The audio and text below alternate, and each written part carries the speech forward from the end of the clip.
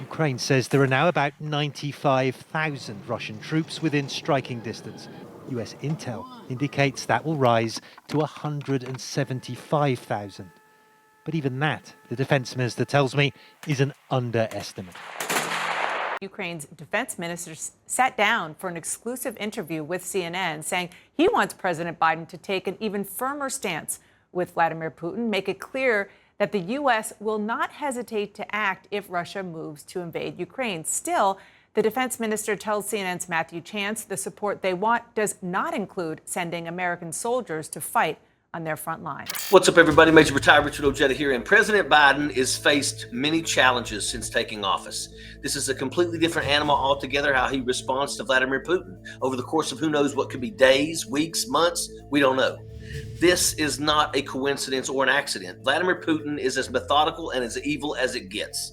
He knows the mounting pressures President Biden is facing domestically, and he understands that globally things are in disarray and everyone is preoccupied with their own struggles, be it COVID, supply chain issues, or the increase of prices for goods globally. So what does Putin do? He does what any snake does. He sees an opportunity to bite and he takes it. When a new president is sworn in, Putin likes to flex his muscles and challenge them to see how they react. And this is all just one sick game to him. I will not believe that Russian will have a victory in Ukraine. It's a different, because it will be a really bloody massacre. When Putin invaded Crimea and illegally annexed the territory, it was seen as a bold, aggressive move met with virtually no pushback from us or the international community. This time around, Putin should know that there's a new sheriff in town. President Biden is about as experienced as it gets when it comes to foreign policy, specifically Russia. And if you wanted to make a comparison, think of Putin as being the schoolyard bully and Ukraine as the kid that the bully picks on to make himself feel more powerful.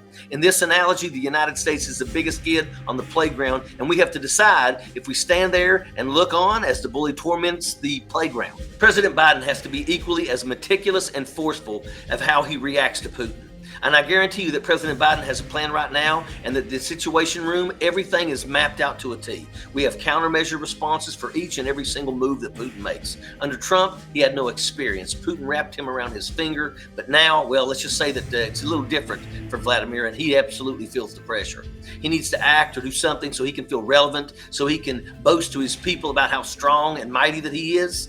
But guess what? Vlad can go for that, but he's not going to like the gut punch that will happen in response. Everyone should feel a huge sigh of relief that President Biden is in charge, because no matter what happens or what Putin does, the United States is going to come out on top. If Putin acts and invades, the economic sanctions are going to be unlike anything Russia has ever seen before. The United States has the power to force Russia completely out of the international financial markets and close off their oil trade partners to everyone except China, North Korea, or Syria. You know, the countries that have dictators in place. And if that happens, the Russian ruble will be worthless, and ultimately the Russian people will suffer. So let's see how they react to Putin when that happens. And I will be monitoring this closely and will keep you all updated. So click subscribe and get notified when I release my daily videos. Sappers clear the way, airborne all the way.